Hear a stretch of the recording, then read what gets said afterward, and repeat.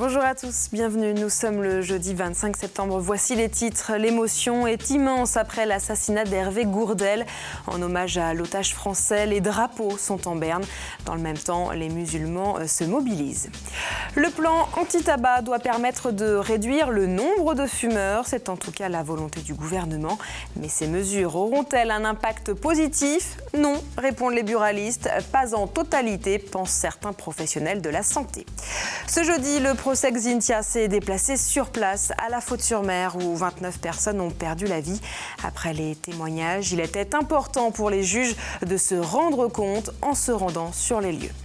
Plus légèrement, rencontre à la fin de ce journal avec un passionné de la chaussure, mais pas n'importe quelle chaussure, puisque Gérald Thibault est artisan bottier.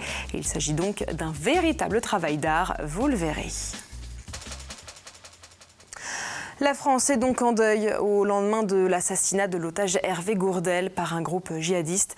Un peu partout dans le pays, depuis ce jeudi, les drapeaux sont donc en berne. Vous le voyez ici sur ces images tournées au Conseil régional à Nantes et à la mairie de La Roche-sur-Yon. François Hollande a annoncé que les drapeaux resteraient baissés jusqu'à dimanche en mémoire de ce guide de haute montagne de 55 ans. En parallèle, depuis 2 jours, les musulmans ont lancé sur Internet l'opération Not in my name. Pas en mon nom. L'objectif pour eux est de se mobiliser pour éviter tout amalgame et dénoncer cet acte barbare. Il n'y a pas plus grave, plus choquant, plus criminel que de toucher à la vie humaine. Et on est tous très attristés, très abattus d'entendre de telles sauvageries se produire en Algérie, qui est un pays tout proche de la France géographiquement, historiquement. C'est la même zone, c'est autour de la Méditerranée, c'est quand même très attristant. L'actualité de ce jeudi, c'est également le plan anti-tabac présenté aujourd'hui par la ministre de la Santé. On en parle depuis hier. L'une des mesures phares est de rendre neutres tous les paquets et interdire la cigarette électronique dans certains lieux. Alors face à ces annonces, plusieurs points de vue, notamment ceux des buralistes et des professionnels de santé. Le point avec Guillaume Lefort. Bientôt, les paquets tels que vous les connaissez changeront totalement. Seule la mention fumée tue, accompagnée d'une image choc, habillera les paquets neutres. Ils seront tous blancs, avec la même typographie, quelle que soit la marque. Une mesure qui exaspère déjà les buralistes. Je ne comprends pas qu'on ne tienne pas compte de l'avis de la profession, de l'avis des buralistes. Ça va faciliter la contrefaçon parce que ce sera beaucoup plus simple à faire les paquets. Ça va sans doute simplifier toute forme de contrebande. La réaction des cigarettiers ne s'est pas fait attendre. Ils sont déjà prêts à réclamer 20 milliards d'euros à l'État au motif de la violation du droit des marques. Car les logos et les marques sont des éléments capitaux chez les jeunes. Nous avons demandé l'avis d'une addictologue sur cette réforme. Quelle que soit la couleur du paquet de tabac, ça ne changera rien. Parce qu'ils sont dépendants et leur priorité, c'est de ne pas être en manque. En revanche, ça peut permettre, comme les mesures antérieures, à éviter l'initiation de la consommation de tabac chez les premiers usagers. Cependant, c'est une réponse très partielle. Il sera bientôt interdit de fumer dans les espaces publics pour enfants ainsi que dans les voitures si vous êtes accompagné d'un jeune de moins de 12 ans. Quant aux cigarettes électroniques, elles seront prohibées dans les établissements scolaires, les transports collectifs et les lieux de travail clos. Une décision qui inquiète peu les vendeurs spécialisés. Les annonces donc de Marisol Touraine ne nous concernent pas et ne nous impactent que très peu puisqu'en fait on était déjà préparé à tout ça. Nous, la démarche de la cigarette électronique, elle est là pour accompagner les fumeurs à arrêter de fumer. Aujourd'hui, un fumeur ne fume pas dans un lieu public, donc on n'est pas inquiété par ces annonces. Le paquet neutre n'est actuellement instauré qu'en Australie. Comme la France, l'Angleterre devrait bientôt l'adopter afin de dissuader les jeunes de fumer. Et précisons que le plan anti-tabac ne prévoit pas pour cette fois une augmentation des prix de la cigarette. Un mot sur le chômage. Hier, on découvrait les chiffres nationaux et surtout la baisse de 0,3%. Et contrairement à la tendance nationale, la Vendée enregistre, elle, une hausse d'1,6% pour le mois d'août. C'est l'une des plus fortes augmentations des Pays de la Loire pour le mois dernier. La suite maintenant des réactions politiques au retour de Nicolas Sarkozy après Bruno Retailleau, Sylviane Bulteau, Hugues Fourage, Yannick Moreau et Jean-Claude Merceron. Place ce soir au député UMP Alain Leboeuf, à Guy Bassiot d'Europe Écologie Les Verts et à Brigitte Neveu pour le FN. On les écoute. Je crois qu'aujourd'hui, ce qui nous importe, nous, c'est que l'on puisse d'abord commencer par relever notre parti, l'unifier, le remettre en ordre de marche. Et donc je pense qu'il ne faut pas qu'on se trompe de cible. Aujourd'hui, priorité à un parti fort, réorganisé, où la parole du militant est une parole importante. Sur le plan personnel, on se demande quand même si son retour n'est pas fait pour masquer une partie de ses mises en cause en matière judiciaire. Et sur le plan politique, alors là, on est plus inquiet parce que pour nous écologistes, c'est quand même lui qui a dit « maintenant l'environnement ça suffit » après avoir fait le Grenelle de l'environnement. Donc pour nous, ce retour n'est pas satisfaisant du tout. Je pense qu'il s'abaisse en plus en prenant la tête de l'UMP. Alors je me demande s'il ne fera pas comme M. Giscard qui a pris la tête de l'UDF et que lui se représentera peut-être au cantonal, c'est bientôt, les départementales maintenant. Et puis les Français sont très séduits maintenant par le programme de Marine Le Pen. Ils le prouvent, ils nous ont placés en tête aux élections européennes. Donc non, Sarkozy ne nous fait pas peur et ce n'est pas une surprise et il n'a pas changé. Et précisons que le député Alain Leboeuf s'est positionné, lui, en faveur de Bruno Le Maire dans la campagne interne pour la présidence de l'UMP. Et puis encore un mot de politique avec la commune du Langon. La commune du Sud-Vendée réorganise des élections municipales. Elles se dérouleront le 26 octobre et le 2 novembre prochain. Les candidats ont 2 semaines pour se déclarer en préfecture. Rappelons que 5 élus ont démissionné au 1er septembre à la suite d'une mésentente sur la question des rythmes scolaires. Depuis, le conseil municipal réduit à 10 ne pouvait traiter que les affaires courantes. Comme chaque jour, depuis près de 2 semaines maintenant, nous vous proposons de suivre le procès Xynthia. Et ce jeudi était une journée importante dans ce procès. Tout le tribunal s'est en effet déplacé à La Faute-sur-Mer, dans cette commune où 29 personnes ont perdu la vie après le passage de la tempête Xynthia en février 2010. On retrouve donc Caroline Tronche et Carl Laboureau sur place. C'est donc ici, à La Faute-sur-Mer, que le tribunal a siégé aujourd'hui. Un circuit pour le président, le procureur, les parties civiles, la défense, les avocats et la presse. Un moyen de constater sur le terrain les hauteurs d'eau atteintes cette fameuse nuit du 27-28 février 2010. Alors le parcours a été minutieusement tracé, pour commencer par les 500 mètres de digues qui ont été submergés avant de s'enfoncer dans ce qui est aujourd'hui un terrain vague. Le cortège, si l'on peut dire, vous le voyez sur la carte, est passé par la plupart des maisons dans lesquelles des victimes ont été retrouvées. Une épreuve, vous vous en doutez, pour les parties civiles. On va s'arrêter sur des points bien précis qui vont être des lieux où il y a eu des morts. Donc ça va être très difficile pour pas mal de personnes. Il y en a certaines qui ne veulent pas revenir, ça c'est évident. Ils l'ont dit clairement à la barre d'ailleurs hier.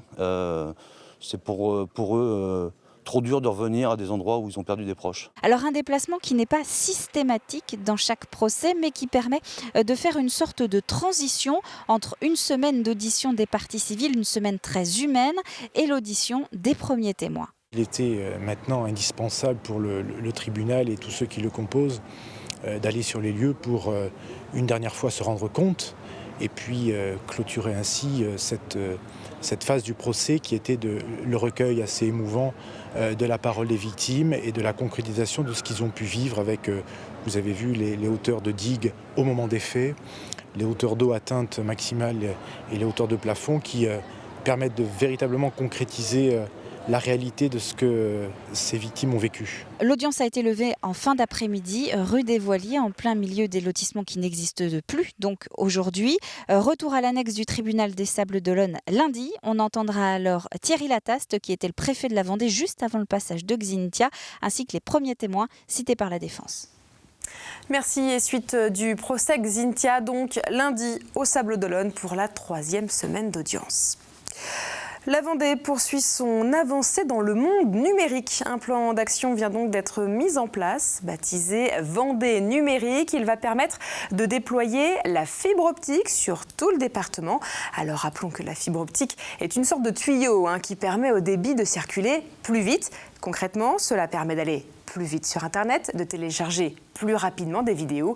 Et après de nombreux et lourds travaux, tous les Vendéens devraient accéder à la fibre optique.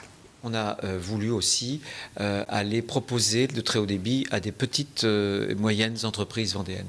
Il y a vraiment un énorme effet de levier, puisqu'on considère qu'entre une petite entreprise qui se saisit de l'opportunité numérique et celle qui ne saisit pas cette opportunité numérique, le rapport de croissance est 1 à 2, 2 fois plus quand l'entreprise s'approprie le numérique. Donc on a complété notre plan pour faire en sorte qu'on puisse aller vers les zones d'activité en Vendée, vers les PME et les TPE. Cet appel à la vigilance à présent. Attention au passage à niveau. La ligne Nantes-Saint-Gilles-Croix-de-Vie est en travaux. Il n'y a donc plus de trains de voyageurs. En revanche, des trains de chantier et de nombreux engins circulent encore sur cette voie ferrée. Si vous devez emprunter ces passages, respectez donc bien la signalisation routière. Précisons que les travaux vont se poursuivre jusqu'au 4 juillet 2015. Des autocars assurent donc la liaison. Parlons à présent du Vendée Globe 2016. Alors ce n'est pas tout de suite, mais les skippers sont déjà en pleine recherche de sponsors et le projet qui est en train d'être réalisé pourrait être une première dans cette course en solitaire et sans escale.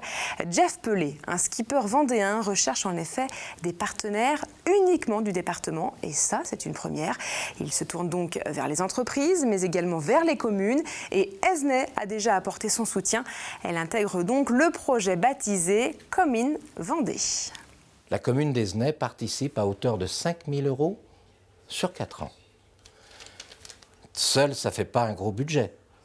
Mais si nous sommes des dizaines de petites communes comme nous, si nous sommes des centaines de petites villes comme nous, à courir avec, sous ce logo, Commune Vendée, il n'y a aucune raison qu'on ne réussisse pas. C'est vrai que la spontanéité de la commune d'Esnay m'a surpris et j'en étais très heureux. Et si demain, toutes les communes de Vendée font la même démarche, on va faire une très très belle opération populaire en Vendée. Une question à présent. Savez-vous comment est construite l'église de votre commune ? Eh bien, au Poiré-sur-Vie, les habitants ont été invités à le découvrir. Le bâtiment est en pleine rénovation et à l'occasion des Journées du patrimoine le week-end dernier, le public a donc pu en savoir un peu plus sur les bases de l'édifice. Reportage de Delphine Ledu. Je suis apprenti aujourd'hui. C'est ma première journée. Ma première demi-heure de travail. Pendant quelques minutes, cet habitant du Poiré-sur-Vie s'est mis dans la peau d'un tailleur de pierre. Aujourd'hui, ils sont une dizaine à découvrir les techniques anciennes qui sont utilisées pour la rénovation de l'église Saint-Pierre. On revient à des méthodes qui ont fait leurs preuves tout simplement. La plupart des chantiers de restauration au jour d'aujourd'hui, c'est retirer ce qui a été fait pendant des années, enlever le ciment qui a été mis parce que hélas, il a créé beaucoup plus de désordre qu'il n'a apporté de solution. C'est un chantier un peu d'envergure pour nous avec un délai assez court. Donc ça a été un pari assez important et un pari très intéressant à relever en tous les cas. Le pari, restaurer la totalité des extérieurs de l'église, de la charpente en passant par les façades et les vitraux. Tout cela en seulement 1 an, une volonté du mécène, Yves Cugnot, qui a financé en grande partie les travaux. Plus d'1 million d'euros ont été nécessaires. Cette seconde jeunesse était indispensable, selon l'architecte. Ça permet de faire perdurer un patrimoine qui est déjà passé plusieurs siècles, plusieurs guerres, épidémies et tout ça. Donc c'est très important. Pour les visiteurs, cet échange est aussi l'occasion d'en savoir un peu plus sur leur patrimoine. Je trouve ça passionnant. Et tout ce qu'on a appris, tant avec l'architecte qu'avec le professionnel là, c'est vraiment... pour moi, c'est magnifique. On peut en être fier, c'est une réalisation superbe. Ça, c'est sûr qu'en tant que jeuneau, on peut être fier de ce qui se fait, ça, c'est sûr. Du granit, de la chaux ou encore du sable ont été utilisés dans cette réfection. Des pierres ont été remplacées pour consolider la stabilité de l'édifice. La fin des travaux est prévue à la mi-décembre. On termine ce journal, comme souvent, avec un artisan passionné. Gérald Thibault est cordonnier bottier. Et dans son atelier de Challenge, chaque jour, ce sont bien plus que de simples chaussures qui prennent vie. Reportage de Grégoire de Châtillon. Vous avez tenté de les recoller par... Ouais, mon mari a essayé de faire quelque chose, mais bon, c'était pas bien. Vous êtes ici chez un cordonnier, rien de plus classique, mais aussi chez un artisan bottier. En effet, juste derrière, Dans son atelier, Gérald Thibault met au point des souliers sur mesure. Pour la fabrication de ces formes, il utilise comme essence l'être, suffisamment tendre pour être travaillé et assez robuste pour durer. Là, Gérald dessine une pièce qui composera le dessus de la chaussure. Le profil type de mon client, ça va être quelqu'un qui ne trouve pas à se chausser dans les magasins, qui ne trouve pas de chaussures qui répondent à ses besoins, à ses problèmes dans le standard, dans le prêt-à-porter. Gérald va alors travailler naturellement sur la morphologie du pied, mais aussi sur la dynamique du mouvement. Alors là, on est en train de terminer la commande d'une dame de Vendée qui a toujours eu des douleurs aux pieds, qui n'a jamais été confortablement chaussée. Et en apprenant l'existence du service de bottier à Chaland, s'est décidée à se faire sa paire de bottines idéale. Elle a toujours voulu des bottines rouges de telle hauteur, avec un talon bien particulier. Enfin, elle se fait plaisir dans le sens qu'elle a aussi sa paire de chaussures à elle, unique. Oui, chaque commande est unique et donne lieu à un vrai échange entre le bottier et son client. C'est une aventure humaine entre le client et le bottier. J'entends son histoire, je comprends ses problèmes, il comprend mes contraintes techniques de matière et ensemble on fait un morceau de chemin, donc toujours ça laisse une trace. Donc je dirais que chaque commande est singulière, quoi. Attention, c'est un travail d'équipe, ou plutôt de couple. À eux deux, ils font tourner leur petite entreprise qui ne connaît pas la crise. Et puis notez, tout comme Evelyne Pouzet-Gravy, la brodeuse que nous avons rencontrée dans le journal d'hier, eh bien Gérald Thibault et sa femme seront également présents tout le week-end à l'événement L'Automne en pays mareuillais. Et puis avant de refermer ce journal, notez que TV Vendée vous propose une nouvelle émission hebdomadaire. Sans détour, vous invite à découvrir les routes de Vendée en compagnie d'un Vendéen qui vous emmènera ensuite sur un lieu qui lui est cher. Première diffusion ce jeudi soir. Et puis encore un mot pour vous donner les prévisions du ciel. Et cette semaine devrait se terminer en douceur, du moins à l'après-midi. Le matin, les températures seront encore fraîches, mais au fil des heures, elles devraient donc remonter jusqu'à 23 degrés par endroit. Voilà donc pour les prévisions. Tout de suite, vous avez rendez-vous avec la météo complète. C'est ensuite les agendas sportifs et culturels qui arriveront pour vous donner tous les grands rendez-vous du week-end. Et quant à nous, évidemment, on se retrouve demain.